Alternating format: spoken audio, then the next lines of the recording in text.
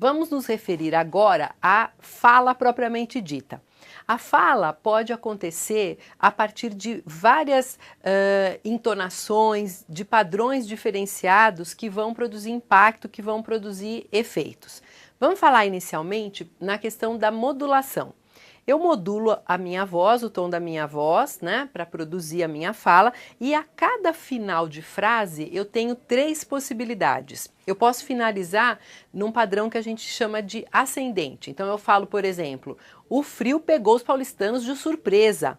Quando eu faço isso com essa entonação ascendente, eu estou falando de algo alegre, festivo ou surpreendente, como é o caso do exemplo que eu dei.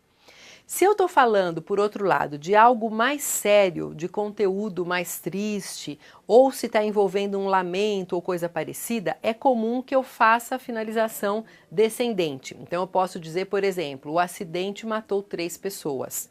E aí é natural que eu faça esse padrão descendente. E a gente costuma usar um padrão mais linear, sem muita variação, quando nos referimos a coisas mais objetivas, sem muito conteúdo atrelado ao emocional ou sem muita subjetividade. Então, por exemplo, quando falamos o dólar vale hoje R$ 1,62. É um padrão mais objetivo que deve acontecer dessa forma. Então, como essas entonações produzem impactos diferentes, elas devem oscilar de acordo com o conteúdo. Portanto, eu vou ter variações na minha fala, na minha maneira de falar, que vai fazer com que o meu interlocutor se mantenha interessado naquilo que eu estou dizendo.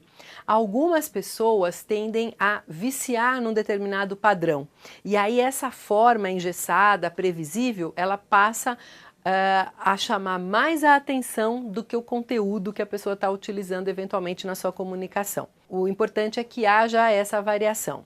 Por exemplo, se eu falar mantendo sempre o mesmo padrão, o frio pegou os paulistanos de surpresa, as pessoas estão pegando os agasalhos nos armários, a previsão indica tempo ruim. Eu vou me tornar muito chatinha de falar dessa forma, porque isso é previsível e tudo que é previsível deixa de produzir interesse em quem está nos vendo. Em termos de pausa, a pausa na nossa fala ela é muito importante. A pausa ela tem uma conotação didática.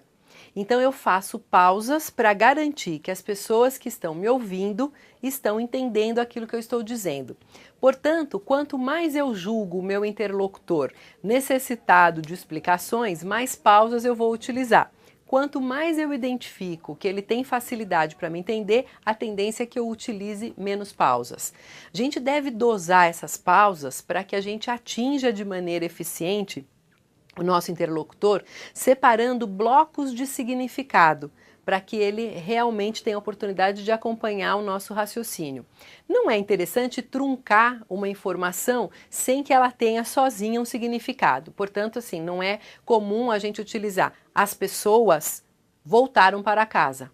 A hora que eu uso essa pausa inadequada aí, o segmento as pessoas não tem significado nenhum. Portanto, quem me ouve vai perceber que tem alguma coisa de artificial na minha maneira de falar, na minha forma de me colocar. Se eu uso pausas excessivamente, eu posso passar para o meu interlocutor a impressão que eu acho que ele precisa de muito auxílio para me entender e ele pode se sentir desconfortável. Se eu digo, as pessoas voltaram para casa e perceberam que lá não havia ninguém. É muito chato ouvir uma pessoa falando desse jeito, pausando tanto. Por outro lado, se eu falo sem pausa nenhuma, eu passo a impressão que eu não estou nem aí com a compreensão do outro. Então a pausa é um elemento importante e deve ser utilizado para marcar a importância dentro do discurso. Toda vez que eu faço uma pausa, é como se eu colocasse um holofote na informação que vem a seguir. Portanto, é um recurso que deve ser utilizado, mas nos locais corretos.